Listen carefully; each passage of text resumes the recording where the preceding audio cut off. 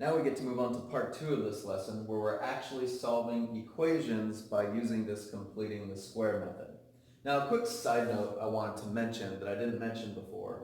Our factoring rule that we did before still works. Okay, so for example, if I was solving x squared plus 8x plus 15 equals 0, always check to see if it's factorable first, because that's the easiest way to solve them. So in this case, what multiplies to 15 and adds to 8, we can get, oh yeah, that's going to be x plus 3 times x plus 5 equals 0. So x equals negative 3 or negative 5, right? And the fact is, even this one right here that is a perfect square, or we solved this one earlier in part 1, where we left it like this, and we solved it in 2 ways, right? We saw we could just pull out an x, but we could also add 16 to both sides, right? And I guess it wasn't the same exact equation, but this guy right here, it turns out, is a perfect square. So we did talk about how you can think of this as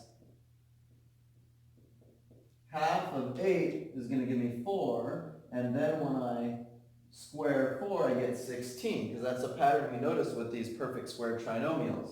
But remember, this still fits with our framework we did before. Can you find two things that multiply to 16 and add to 8? Well, that's still going to be 4 and 4. So either way, you're going to see that this is x plus 4 times x plus 4 equals 0. And in this case, it's interesting. There's only one solution for this, because these two factors are identical. So x equals negative 4 is the only one single solution that it has. So, remember that we're asking how can we form a perfect square, right? And that's what we're going to try to do to all these equations. Now, we're going to start with example 1, and we're going to revisit the one we did before. Now we'll see how we actually did that. And you'll notice I've written it twice. I've called it example 5A1 and A2, just because I'm going to show you maybe two paths you could take, and you can choose whichever one you think works for you or is easiest for you. Okay, so the first one I would do is you could rewrite this as x squared plus 12x, and then what you can do is subtract the 21 onto the other side and make it equal minus 21. Then what we do is ask ourselves, how can we form a perfect square? Meaning, what should I add here so that it can become a perfect square? And remember, our whole goal here is to make it into an equation that we can backtrack. So, half of 12 is 6, and 6 squared is 36. So if I add that there, I must add it here. So I'm going to get x squared plus 12x, plus 36, but I've made this a perfect square, so let's actually write it as x plus 6 squared. Okay, so that's the key that you need to be able to do, is figure out what goes here, and then rewrite it as a perfect square in this form. Equals negative 21 plus 36 is 15. And remember that we've already done this problem in part 1 of this lesson, and now we can just backtrack. Square root and then subtract the 6. And we got negative 6 plus or minus square root 15. Remember, there's two solutions most of the time to these quadratics. Unless the thing itself is already a perfect square like we saw here, then there's just one solution. We'll talk about that again later. Now, the other way you could go about this, which is really the same idea basically, is instead of subtracting 21 over here first, you could actually leave the 21 and then just ask yourself, what do I want here? Okay? What do I want to make it a perfect square? Okay, this 21 isn't quite what I want. What I want is 36. Does that make sense? Well, how can I bring this to 36? Okay, so my answer to this is I would like 36 to be there. How can I make that be a 36? Well, if that's 21, I just need to go up 15 more. So if I add 15 onto both sides, then what I can do is say, oh, okay, this turns into x squared plus 12x plus 36 equals 15.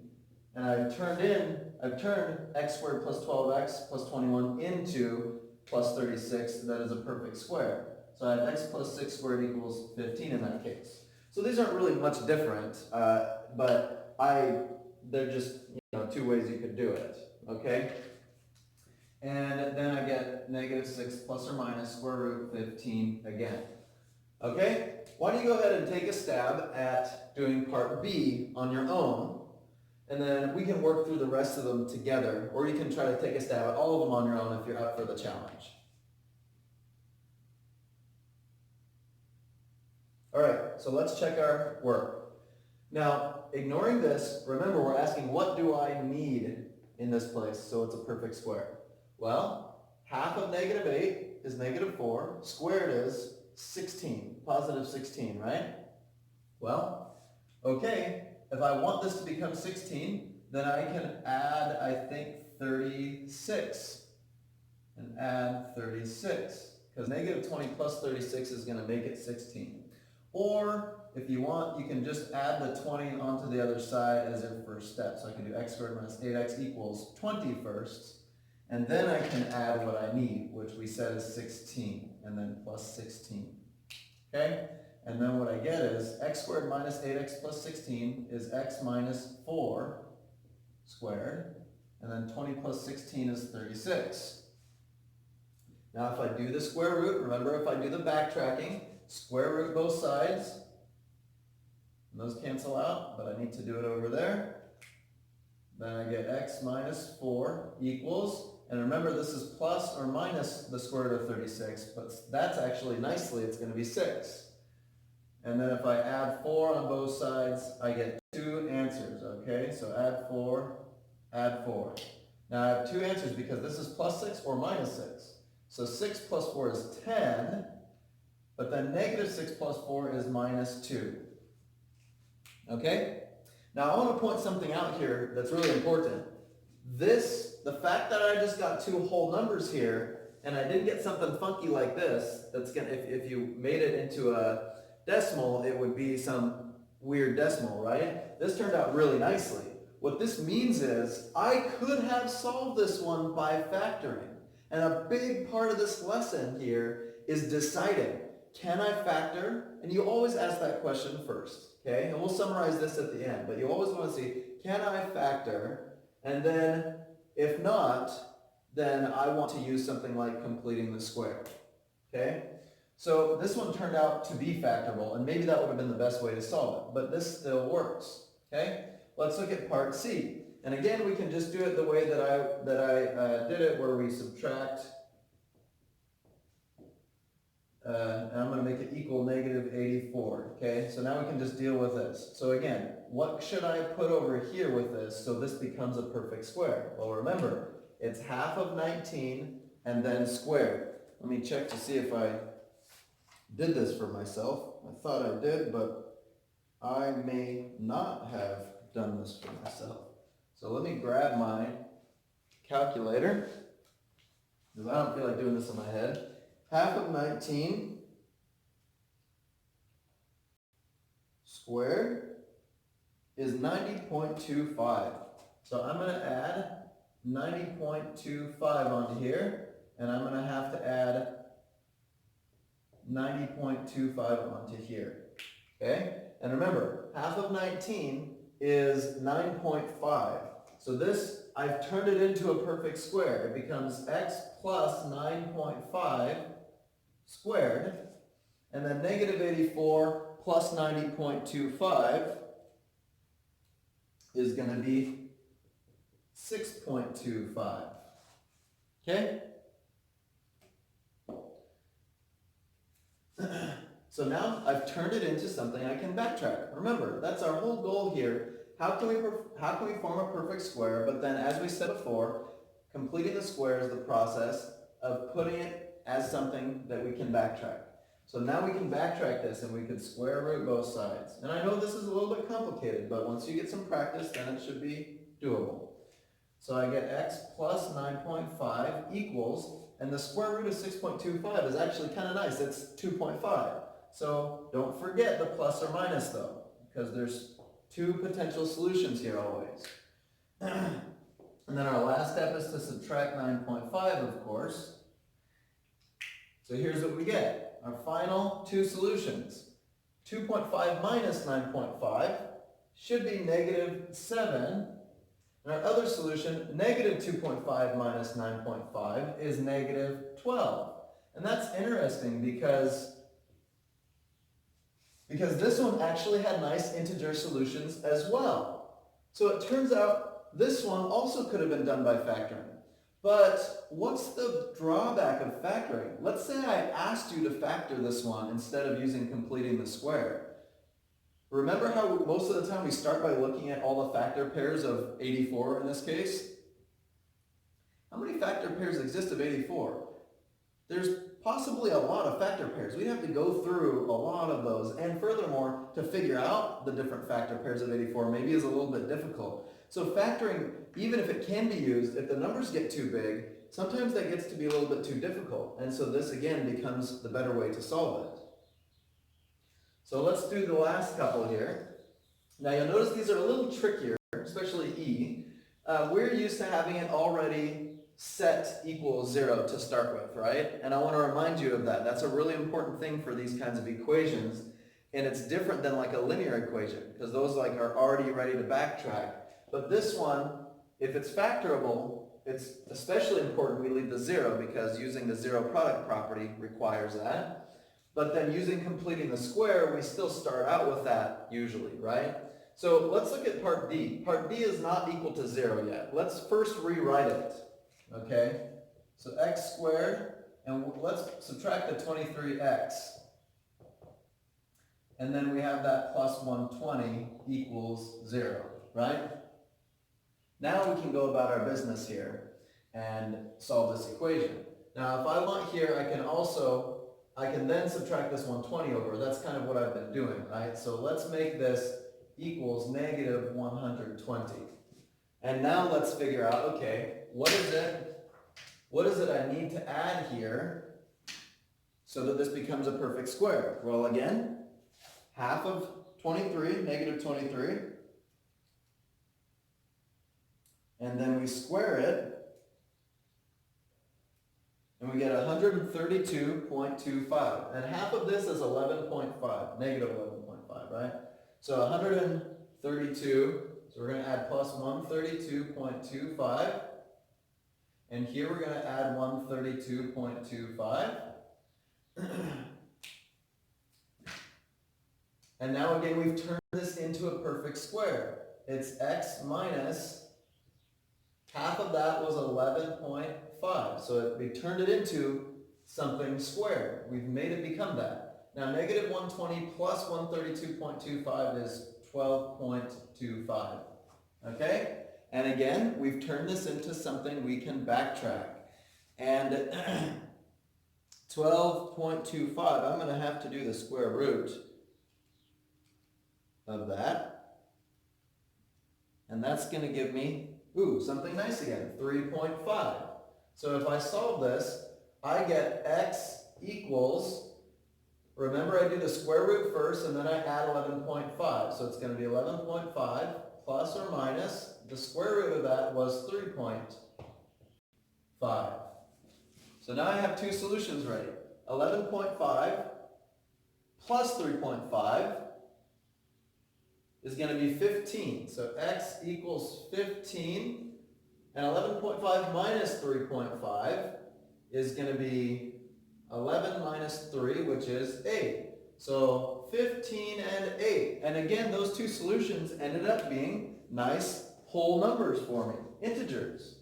And that means the original one actually would have been factorable. But again, if I really wanted to search for factors of 120, there's so many of those, that's going to be probably more work. So this is a better choice.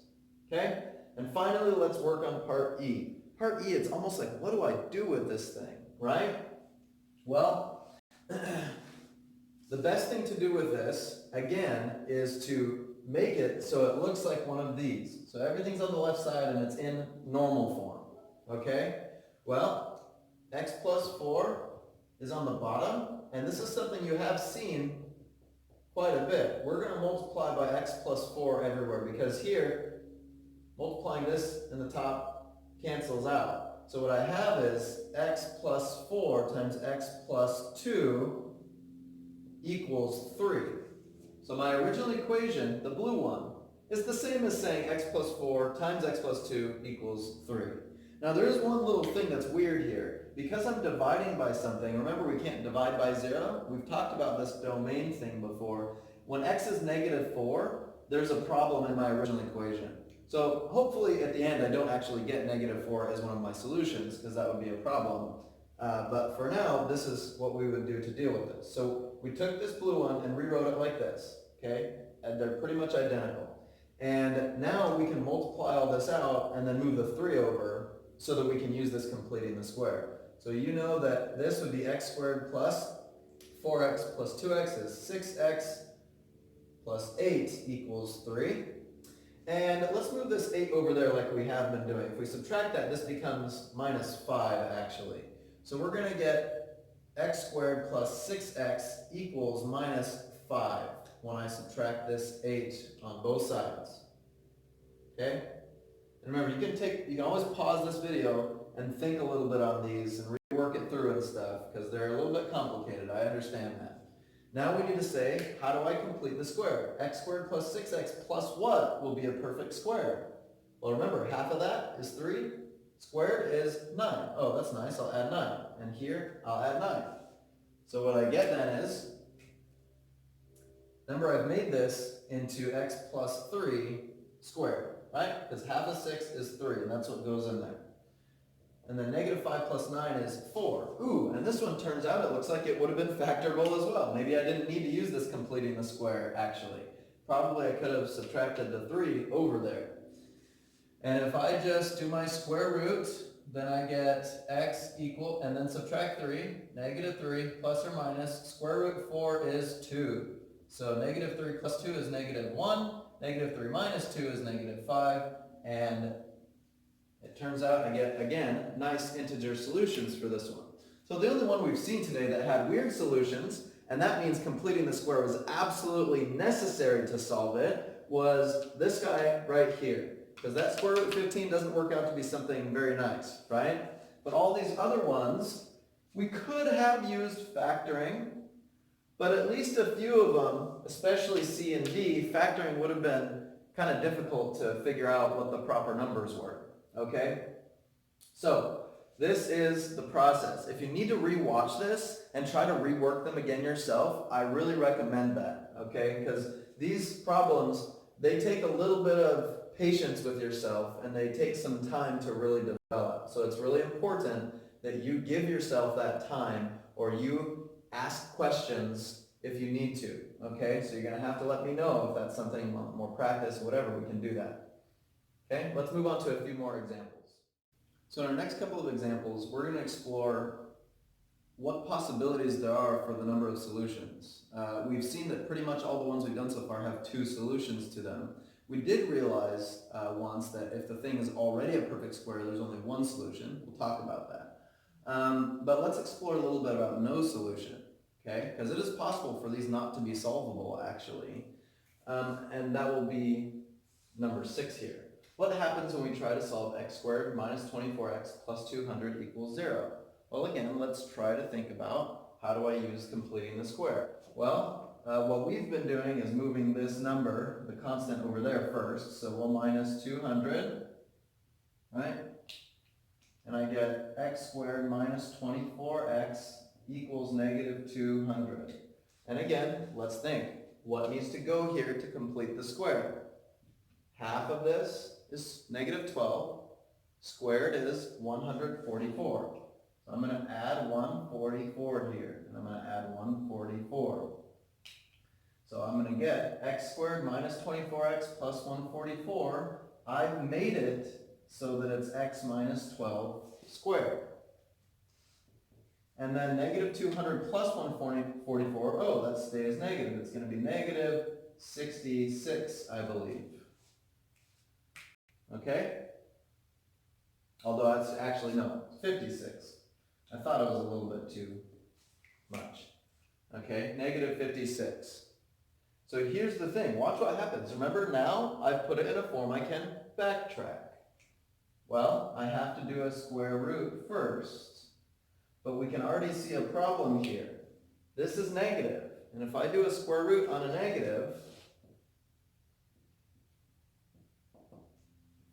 that's a big problem, right?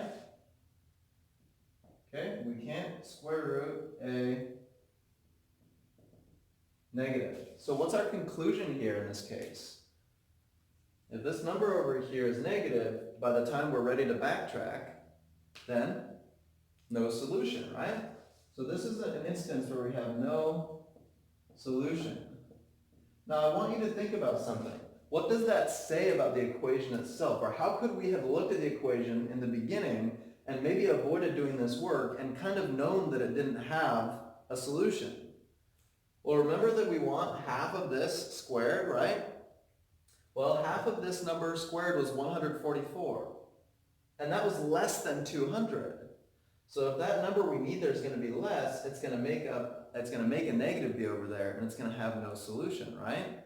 So it seems like the key number here is that 144 itself, the number that makes it a complete square, right? So that will help us transition into number 7 here, because it says, for which values of c does this equation have one solution, or two solutions, or no solution? So let's start with one solution, because remember how we just said the key number, the most important number involved here is the number that completes the square, the number that makes it a perfect square. So let's go ahead and talk about that here. Well, what number do we want that to be a perfect square? Remember, half of this is 33. This is another one I'm going to do on my calculator. We know half of that is 33, right?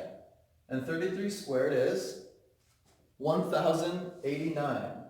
Okay, so if x squared plus 66x plus 1089 equals 0, then we get x plus 33 squared. Remember, this is the same as x plus half of that, right? Squared. And in this case, you can obviously see when I do the square, that's still 0, because I didn't add anything extra, and all I'm saying is what number would we like to be there so it just has one solution, okay? So if that number was itself 1089, it's already a perfect square. We don't need to add or anything like we have been doing to make it a perfect square. It's already a perfect square.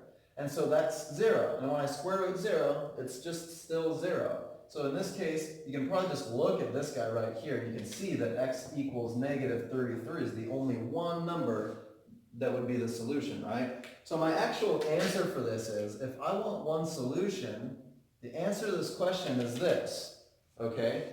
1089 is the number that would be placed here so that there's only exactly one solution to the equation. Now let me ask you this. Remember back here? This is the number to have one solution, but what we had there was too big. And because it was bigger, we ended up with a negative over here. So when you go above that number, you're not going to have any solution possible. So maybe I should have put no solution first, but it doesn't really matter. So here's what we would say. We can look at this number itself, because it's the key number. If I want two solutions, as long as whatever's here is less than that, then we can add to bring it up, and we'll be positive over there. So I can say C should be less than 1089, and we'll be good. If it's anything less than 1089, then we're going to end up adding on both sides, and that will be positive. But if C was bigger than 1089, right? So if we started with an equation and the number over here was bigger than that, we would end up having to subtract. And over here we'd end up with a negative number. And when we do the square rooting, that's not possible. Okay? So this is a really important consideration. Just thinking about quadratic equations can have one solution or two solutions or no solution. And this helps us to be able to tell when that happens. Hey, I magically changed clothes for our last example. Now it's a different day because I had made a mistake when I originally recorded this. Now we're going to redo this one. That's okay. You all make mistakes. It was a silly one. Last example. How do we deal with this? 2x squared plus 12x minus 14 equals 0. Now, it's easy to be tempted to jump into just doing things the way we've been doing it, but there's a little bit of a problem here, and this is not a monic quadratic. Remember, monic means that this leading coefficient is just 1. All the ones we've been working with so far in the last few lessons have been those easier ones that we call monic. But as soon as we have another number here other than 1, in this case it's 2, how do we actually deal with this? But this is there's actually a really easy and nice way that we can actually deal with it, especially since our equation is set equal to 0. We can actually factor this number out. Now, in our case, we're lucky that the 2 can divide evenly out of all these terms. Even if it can't, like if this wasn't 12, if it was 11, you could just make it something 0.5 or whatever, and it still would work out. So what I get here is x squared plus 6x minus 7 equals 0. Now the cool thing is we can then just divide this 2 on both sides, and since 0 divided by 2 still is 0, this becomes x squared plus 6x minus 7 equals 0. Right? So that's really nice for us, because then we can add that 7 over there, and we can get our x squared plus 6x. And to complete the square, half of 6 squared is 3 squared is 9.